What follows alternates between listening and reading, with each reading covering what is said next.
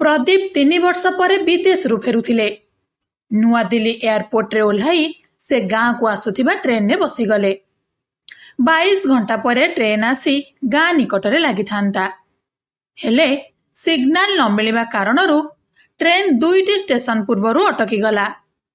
भाबिले कि एबे ट्रेन अध घंटा पाई रहिबो, तेणु स्टेशन ने ओह्लाई टिके फ्रेश हो जाए। जेमिति ट्रेन ओह्लाई टिके पाद बढ़ाई जने महिलांकर स्वर शुणी चमकी पड़िले। तांको काहेकि से स्वर चिन्हा चिन्हा लागिला। से स्वर जने महिला चा बिकाळींकर थिला। आ से पार्टी करी चा बिकुथिले। प्रदीप जेतेबेले से महिलांक पाखकु गले देखिकी पूरा चमकी पड़िले। सेमिति अनेकी रहीगले। आउ से महिला जनक भी प्रदीप को देखिकी स्तब्ध होई रहीगले। से महिला जनक प्रदीपकर सेही पत्नी रीता थिले, जहाकू 3 वर्ष आगरू छाड़िकी पड़ैथिले। हेले कौन एमिति परिस्थिति हेला जे प्रदीप निज स्त्री को किछि न कहि पड़ैथिले? आउ एमिति कौन परिस्थिति हेला जे रीता को चा बिकिबाकू पड़िला? एहा पछर कारण सुनिले आपण भी ताजुब होई जिबे। तेणु कहानी को पूरा देखंतु जानि परिबे। आउ हां, निज ना और जगह ना कमेंट रे लिखिबा भूलिबेनी। परवर्ती वीडियो रे आमे आपणकर ना घोषणा करिवु। आउ वीडियो को लाइक शेयर करबा को जमा भी भूलिबेनी। आजिर कहानी हेउची संबलपुर रो धनुपाली रो। प्रदीप का परिवार भितरे बापा, माँ, स्त्री और जने सान भाई। 2 वर्ष तले प्रदीप रीता को विवाह करिथिले। रीता जने भल झियो थिले। स्वामी को खूब भल पाउथिले। हस खुशी रे तांको संसार चलीथिला। हेले कुहा जाए कि हस खुशी रे कहार नजर लगी जाए। एमिति ही प्रदीप का परिवार सहित होइथिला। प्रदीप भी देखिबाकू हैंडसम थिले। हेले रीता तांकोठू कम सुंदर थिले। प्रदीप कर अभ्यास थिला कि से सोशल मीडिया रे बहुत समय बिताउथिले। फेसबुक, यूट्यूब और इंस्टाग्राम रे चैटिंग थिला तांकर अभ्यास। एमिति चैटिंग करू करू जने दिल्ली झियो सहित तांकर बंधुता होई गला। से दुबई रे रही काम करुथिले। कथा कथा रे उभयंक भितरे भल पाइबा सृष्टि होई गला। सेठू से झियो कथारे कथारे प्रदीप को एमिति फसैले जे प्रदीप का मन पूरा सेआड़ को ढली गला। से झियो कहले कि तमे सेठी ओडिसा रे एमिति की रोजगार करूछ जे सेठू पड़िकी रहिछ? एठी दुबई आसी जाओ, एते रोजगार हेबो जे 2 वर्ष भितरे तमे धनी होई जिवो। से झियो कथा सुनी प्रदीप पूरा फसी गले। कारण सेठाकू गले तांकर सुंदरी प्रेमिका मिली जिबे आ मोटा अंकर टंका भी रोजगार हेबो। हेले घरे केमिति कहिबे? किंतु एहा भितरे केमिति के जानी रीता को संदेह बढ़ी गला जे स्वामी जने महिलांक सहित कथा हेउचंती। हेले स्वामी को सेमिति किछि कहु नथिले। थरे केवल सतर्क कराई देइथिले कि तमे जहा करूछ भल नुहे, तेणु सेथुरु दूरे रुह। रीतांक कथारे प्रदीप जानिदेले कि रीतांकर संदेह बढ़ुछि। एमिति दिन बीतुथिला। किछि उपाय न पाई प्रदीप निज घरु गायब होई गले। घर लोक बहुत खोजाखोजी कले, हेले मिलिलेनी। तांको फोन को भी से घरे छाड़ी देई पड़ैथिले। शेषरे बाध्य होई घर लोक पुलिस रे एतेला देले।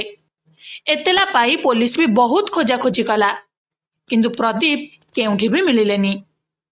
जे फोन द्वारा तांको खोजा जाई पारि थांता सेटा से घरे छाड़ी देई पड़ैथिले। एबे प्रदीप को घरु गायब होई जिबाटा 6 मास बीती जाइथिला। तथापि तांकर किछि भी खबर नथिला। एबे से घरे प्रदीप का बापा, माँ, स्त्री और सान भाई रही जाइथिले। प्रदीप से घरर एकमात्र रोजगारिया पुओ थिले। कारण तांकर सान भाई एबे भी पढ़ुथिले। आ बापा माँ बुढ़ा बुढ़ी होई जाइथिले। रोजगार नथिबारु धीरे धीरे परिवार संकट बढ़िबारे लागिला। जहा टंका थिला धीरे धीरे सरीबारे लागिथिला। आउ टंका सरीबा परे जिनस बिकी भांगी परिवार चलुथिला। एबे पूरा परिवार संकट रे थिले। तेणु कौन करिबे न करिबे किछि भी भाबी पारु नथिले रीता। आउ दिने एमिति परिस्थिति हैला जे रीता शाशु घर छाड़ी बाप घर को पळेइले। ରୀତାଙ୍କ ବାପ ଘରେ ତାଙ୍କ ବାପା, ମା, ଭାଇ ଓ ଭାଉଜ ଥିଲେ। ଘରକୁ ଯିବା ପରେ ସେ କାନ୍ଦି କାନ୍ଦି ସବୁ କଥା ବାପା ମାଙ୍କୁ କହିଲେ। ବାପା କହିଲେ କି ଝିଅ, ଏଇଟା ବି ତୋର ଘର। ଯେତେବେଳେ ଯାଏ ପ୍ରଦୀପ ଫେରି ନାହାନ୍ତି ତୁ ଏଇଠାରେ ରହିଯା। ରୀତା ତାଙ୍କ ଘରେ ରହିବାରେ ଲାଗିଲେ। ହେଲେ ରୀତାଙ୍କ ଭାଉଜ ଟିକେ ଖରାପ ସ୍ୱଭାବର ମହିଳା ଥିଲେ। ଛୋଟ ଛୋଟ କଥାରେ ସେ ରୀତାଙ୍କ ସହିତ ଲଢ଼େଇ ଝଗଡ଼ା କରିବାକୁ ଲାଗିଲେ। ପରିସ୍ଥିତି ଏମିତି ହେଲା ଯେ ବାପା ମା ନିଜଠାରୁ ପୁଅ ବୋହୂଙ୍କୁ ଅଲଗା କରିଦେଲେ। ଏବେ ପୁଅ ବୋହୂ ଅଲଗା ଓ ବାପା ମା ରୀତା ଅଲଗା ରହିବାରେ ଲାଗିଲେ। ରୀତାଙ୍କ ବାପା ମା ବୁଢ଼ା ବୁଢ଼ୀ ହୋଇଥିବାରୁ ତାଙ୍କ ପାଖରେ ରୋଜଗାର ନଥିଲା। ଏହାକୁ ନେଇ ରୀତା ଚିନ୍ତାରେ ପଡ଼ିଗଲେ। କାରଣ ଶାଶୁ ଘରେ ସେ ଯେଉଁ ପରିସ୍ଥିତିରେ ଥିଲେ ଏଠାକୁ ଆସିକି ବି ସେହି ପରିସ୍ଥିତିରେ ପଡ଼ିଗଲେ। ତେଣୁ ସେ କିଛି କରିବା ପାଇଁ ସ୍ଥିର କଲେ। ତାଙ୍କ ଗାଁରେ ଜଣେ ମହିଳା ପ୍ରତିଦିନ ଷ୍ଟେସନ ଯାଇ ସନ୍ଧ୍ୟାରେ ଫେରୁଥିଲେ। ଆଉ ଯାହା ମିଳୁଥିଲା ସେଥିରେ ନିଜ ପରିବାର ଚଳାଉଥିଲେ। ଦିନେ ରୀତା ତାଙ୍କ ପାଖକୁ ଯାଇ ତାଙ୍କୁ ପଚାରିଲେ କି ଦିଦି, ତମେ ଷ୍ଟେସନରେ କ'ଣ କାମ କରୁଛ କି? ସେ ମହିଳା ଜଣକ କହିଲେ କି ମୋର ସେଠି ଗୋଟିଏ ଚା ଦୋକାନ ଅଛି, ଆଉ ମୁଁ ଷ୍ଟେସନରେ ଚା ବିକୁଛି, ଆଉ ସେଥିରେ ଯାହା ଅର୍ଥ ଆସୁଛି ମୁଁ ମୋ ପରିବାର ଚଳାଉଛି। ରୀତା କହିଲେ କି ଦିଦି, ମତେ ବି ଟିକେ କାମରେ ଲଗେଇ ଦିଅ ନା। ବାପା ମା ତ କାମ କରିପାରୁନାହାନ୍ତି, ଭାଇ ଭାଉଜ ତ ଆମଠାରୁ ଅଲଗା ହୋଇଗଲେ, ତେଣୁ ଘର ଚଳେଇବା ପାଇଁ ମୋର ବି କାମ ଦରକାର।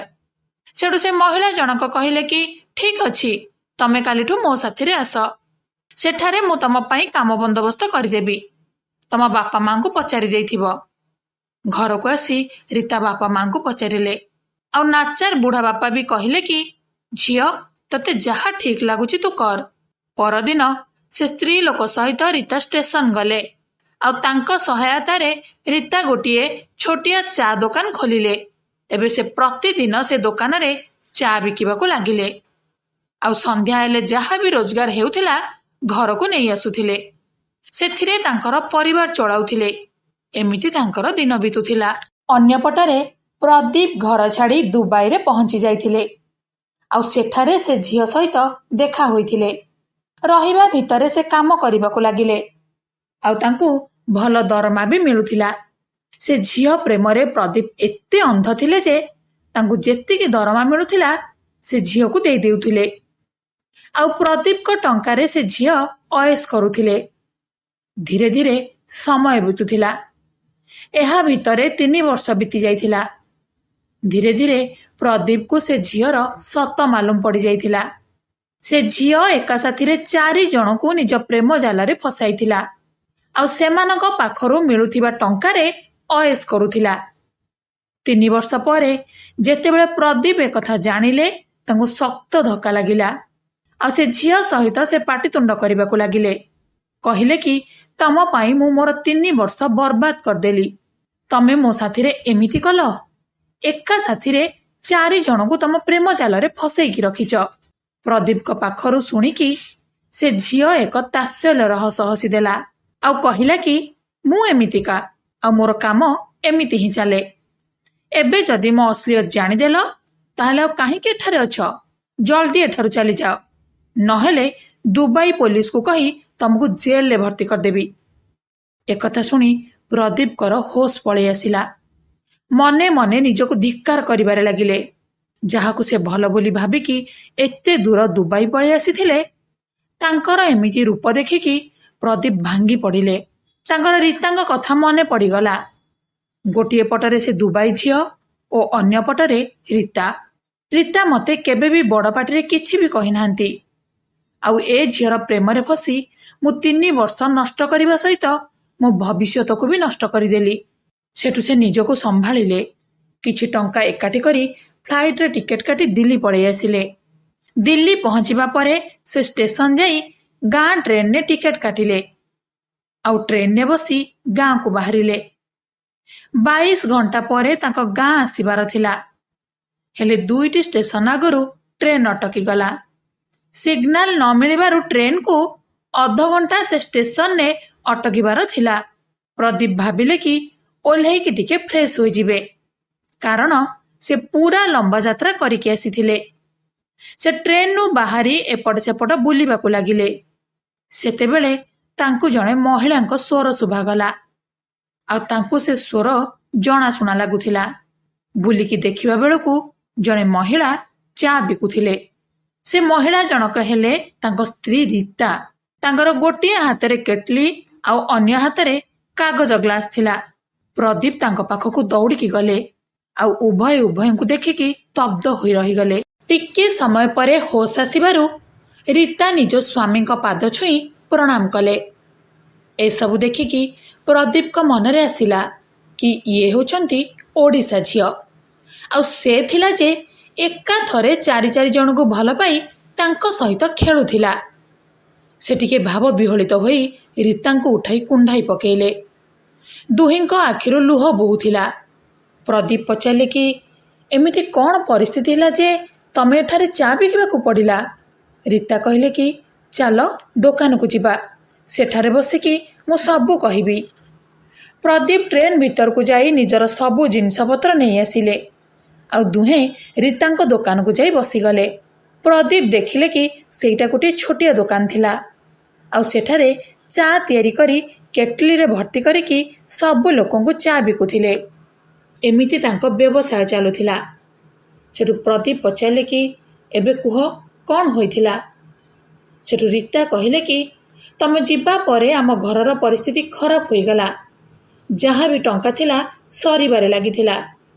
ଟଙ୍କା ସରିବା ପରେ ଜିନିଷପତ୍ର ବିକି ଭାଙ୍ଗି ଆଉ କେତେ ଦିନ ଚଳିଥାନ୍ତୁ। ବାଧ୍ୟ ହୋଇ ମୁଁ ଆମ ଘରକୁ ପଳେଇଲି। ସେଠାରେ ବି ଭାଉଜ ମୋ ସହିତ କଳି ଝଗଡ଼ା କଲେ। ଆଉ ବାପା ମା ଓ ମୁଁ ସେମାନଙ୍କଠାରୁ ଅଲଗା ହୋଇଗଲୁ। ହେଲେ ବାପା ମା ବୁଢ଼ାବୁଢ଼ୀ ହୋଇଥିବାରୁ କିଛି କରିପାରିଲେନି। ତେଣୁ ବାଧ୍ୟ ହୋଇ ମୋତେ ଘରୁ ଗୋଡ଼ କାଢ଼ିବାର ଥିଲା। ତେଣୁ ଜଣେ ଦିଦିଙ୍କୁ କହିବା ପରେ ସେ ମୋତେ ଏଇ ଦୋକାନ କରେଇ ଦେଇଛନ୍ତି। ଆଉ ଏଥିରୁ ରୋଜଗାର ହେଉଥିବା ଟଙ୍କାରେ ଆମେ 6 ପ୍ରାଣୀ ଚଳୁଛୁ। 6 ପ୍ରାଣୀ? ପ୍ରଦୀପ ଟିକେ ଆଶ୍ଚର୍ଯ୍ୟ ହୋଇ ପଚାରିଲେ। ସେଠୁ ରୀତା କହିଲେ କି ହଁ, ଆମେ ବାପା ମା ଓ ମୁଁ। ଅନ୍ୟପଟରେ ତମ ବାପା ମା ଓ ସାନ ଭାଇ, ସେମାନଙ୍କର ବି ରୋଜଗାର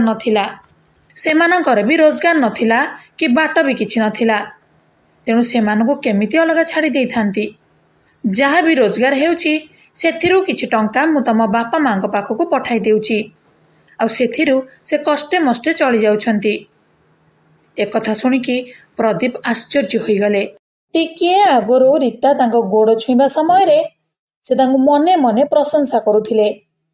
ଆଉ ଏବେ ରୀତା ନିଜ ବାପା ସହିତ ଶାଶୁ ଶ୍ୱଶୁରଙ୍କୁ ବି ଚଳାଉଥିବା କଥା ଶୁଣିବା ପରେ ସେ ଭାବପ୍ରବଣ ହୋଇପଡ଼ିଲେ।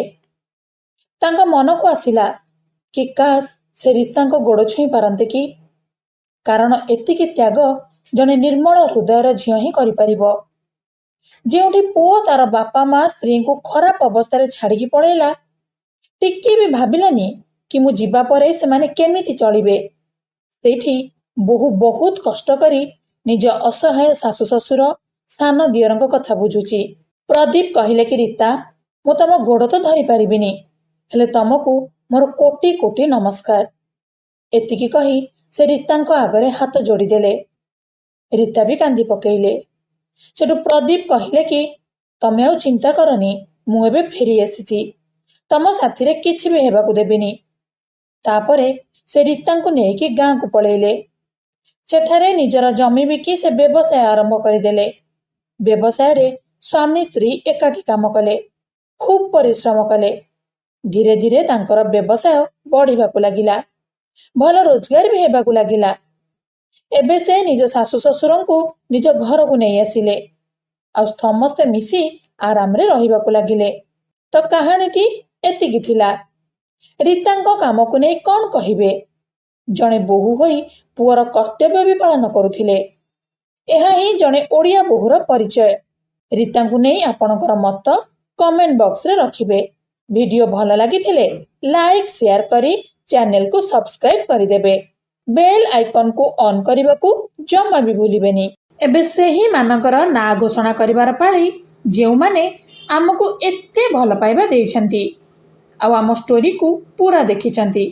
ସେମାନେ ହେଲେ ଭାବ ରାଉତ ଆଠଗଡ଼, ସୁଶାନ୍ତ ମହାକୁଡ଼, ଶୁଭ ଦାସ, ଗୌରୀ ଶଙ୍କର ଅଗ୍ରୱାଲ, ଭୂପେନ୍ଦ୍ର ନାୟକ, ସନାତନ ନାୟକ, ତନ୍ମୟ ମହାନ୍ତି ନୟାଗଡ଼, କାମାକ୍ଷା ପ୍ରସାଦ, ମୋହନ ଭଦ୍ରକ, ଜଗନ୍ନାଥ ବେହେରା ବୌଦ୍ଧ, ତାରାକାନ୍ତ ରାଉତ ନନ୍ଦପୁର, ମନ୍ଦାକିନୀ ମହନ୍ତ ପ୍ରଭାତୀ ବେହେରା କଟକ, ଗୋବିନ୍ଦ ଚନ୍ଦ୍ର ସାହୁ ଭାବଗ୍ରାହୀ ସାହୁ କଟକ, ଶରତ ଚନ୍ଦ୍ର ରାଉତ ସୁଧୀର ସ୍ୱାଇଁ ରାମେଶ୍ୱର ବେହେରା ପ୍ରଫୁଲ୍ଲ ଚନ୍ଦ୍ର ମହାନ୍ତି କିଶୋର ଚନ୍ଦ୍ର ମିଶ୍ର ସୁମିତ୍ରା ମହାକୁଡ଼ ବୃନ୍ଦାବନ ପଣ୍ଡା ଶ୍ରୀକାନ୍ତ ପଣ୍ଡା ମମତା ପଟ୍ଟନାୟକ ଖୋର୍ଦ୍ଧା ବିଦ୍ୟୁତ ଲତା ଜେନା କମ୍ବୁପାଣି ପ୍ରଧାନ ଅଭୟ ଦାସ ଉମାକାନ୍ତ ପଣ୍ଡା ରାଜୀବ କୁମାର ନାୟକ ସନ୍ତୋଷ କୁମାର ହରିପାଲ କଣ୍ଟାମାଳ ପଙ୍କଜିନ ମେହେର ସୁକାନ୍ତ ମହାରଣା ସମ୍ବଲପୁର ଶରତ ଚନ୍ଦ୍ର ସ୍ୱାଇଁ